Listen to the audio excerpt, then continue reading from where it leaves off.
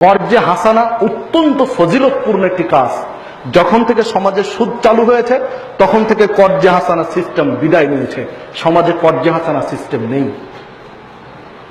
অথচ আল্লাহ রাব্বুল আলামিন বলছেন, ওমাই ইউকরিদুল্লাহ করদান হাসানান, যে ব্যক্তি মানুষকে কর্জে হাসানা উত্তম ঋণ দেয়, লাভ ছাড়াই উত্তম ঋণ দিয়ে থাকে, তাহলে ইউদাইফহু লাকুম, তার সম্পদকে আমি বৃদ্ধি করে দিব, ডবল করে দিব।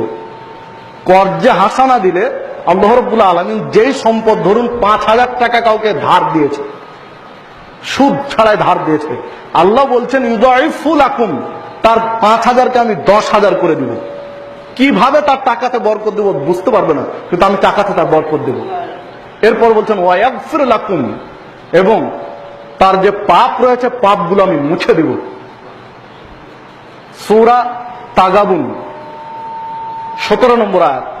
তাহলে দেখুন, সুদ খেলে আপনার পাপ বৃদ্ধি পাচ্ছে, আর ঋণ যদি দেই, কর্জে হাসানা দেয়, তাহলে লাভ দুইটা, অর্থ বাড়ে, সম্পদ বাড়ে, দ্বিতীয়ত পাপ মোচন হয়, পাপ ক্ষমা হয়। তো কর্জে হাসানা যখন থেকে সুদ সমাজে চালু হয়েছে তখন কর্জে হাসানা বিদায় নিয়েছে। ক্ষতি দেখুন কি হয়েছে। যদি কেউ এখনো গরিব, দরিদ্র, অসহায়, বিপদে পড়ে আপনার কাছে ৫,০০০ টাকা চাই, তখন চট করে বলেন ৫,০০০ টাকায় মাসে কয় টাকা দিবে। দেখুন, সুদ চালু হওয়াতে এই ক্ষতিটা হয়েছে। আপনি নেকি থেকে বঞ্চিত হচ্ছেন, পাপ আপনার বৃদ্ধি পাচ্ছে, পাপ মোচন হচ্ছে না। এই সিস্টেম চালু থাকলে পাপ মোচন হতো, নেকিও হতো আপনার। আল্লাহ রাসূল সাল্লাল্লাহু আলাইহি ওয়াসাল্লাম বলছেন যে যদি দান করে তাহলে ১০ গুণ নেকি হয়, আর যদি কর্জে হাসানা দেয় তো 18 গুণ নেকি হয়। যে হাদিস সিলসিলা সহিহের মধ্যে শেখ আলবানী নিয়ে এসেছেন, ৩৪৪১ নম্বর হাদিস। দেখুন, ওই হাদিসে আল্লাহ রাসূল এক পর্যায়ে বলতে বলতে বললেন যে দান করার চেয়েও গুরুত্বপূর্ণ কাজ কর্জে হাসানা দেওয়া, উত্তম ঋণ দেওয়া। এটা দান করার চেয়েও গুরুত্বপূর্ণ।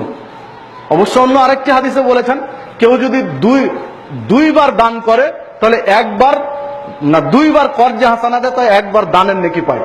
এটা অন্য হাদিসে বলেছেন।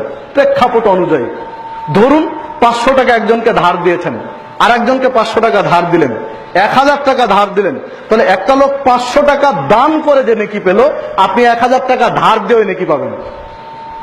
যে হাদিস সহিহুল জামের মধ্যে নিয়ে এসেছেন শেখ নাসিরউদ্দিন আলবানী, হাদিসকে সহিহ বলছেন। তো এই কর্জে হাসানা সিস্টেম গুলো আউট হয়েছে দান করার জন্য।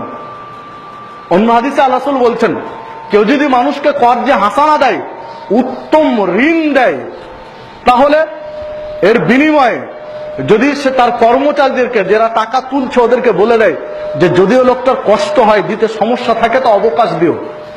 ১,০০০ টাকা নিয়েছে, ১০ তারিখে দেওয়ার কথা, ১০ তারিখে দিতে পারছে না, তাকে সুযোগ দিও, আরো ৫ দিন সময় দিও, বা আরো ২ দিন বাড়িয়ে দিও, বা যদি একবারে নাই পারে প্রয়োজনে মাফ করে দিও। যদি এইভাবে শিথিলতা করে তো কিয়ামতের মাঠে আল্লাহ তার পাপগুলো মিটিয়ে দিয়ে জান্নাতে দিবেন। আল্লাহ ওর লোকের ঠিকানা জাহান্নাম, এমন কিছু পাপ আছে যার কারণে তাকে জাহান্নামে যেতে হবে।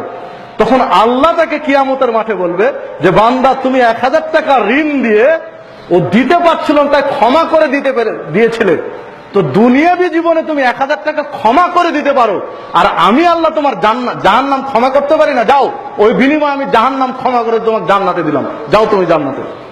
হাদিস সহিহ বুখারী। সহিহ মুসলিমের একটি হাদিস এসেছে, রাসূলুল্লাহ সাল্লাল্লাহু আলাইহি ওয়াসাল্লাম বলছেন, কোন ব্যক্তি যদি কর্জে হাসানা দেয় এবং ও দিতে অক্ষম হলে তাকে সুযোগ দেয়, সময় বাড়িয়ে দেয়, অবকাশ দেয়, একবারে দিতে নাই পারলে প্রয়োজনে ক্ষমা করে দেয়, তাহলে আল্লাহ রাব্বুল আলামিন তার পাপগুলো মিটিয়ে দিবেন। আর কাল কিয়ামতের মাঠে যখন কোনো ছায়া থাকবে না, লোকটাকে ডেকে নিয়ে এসে বলবে, বান্দা, আজকে কোনো ছায়া নেই আমার আরশের ছায়া ছাড়া, এখন আমার আরশের ছায়ার নিচে তোমার স্থান। তুমি কর্জে হাসানা দিয়ে ক্ষমা করে দিয়েছিলে, অবকাশ দিয়েছিলে, আমি আল্লাহ তোমাকে সুযোগ দিলাম, তুমি আমার ছায়ার নিচে আজকে অবস্থান করো। সুবহানাল্লাহ, আল্লাহু আকবার। তা আসুন আমরা সুদ প্রথা থেকে বেঁচে থাকার চেষ্টা করি, কর্জে হাসানাত সিস্টেম সমাজে চালু করি, এগিয়ে আসি। আল্লাহ রাব্বুল আলামিন আমাদের সকলকে সেই তৌফিক দান করুন, আমিন। হে আল্লাহ, তুমি আমাদেরকে কর্জে হাসানা ভিত্তিক, যাকাত ভিত্তিক অর্থনীতি চালু করার সুযোগ দাও। মেজাজ দাও, তৌফিক দাও এবং সুদ ভিত্তিক অর্থনীতি থেকে বেঁচে থাকার তৌফিক দাও। আমিন।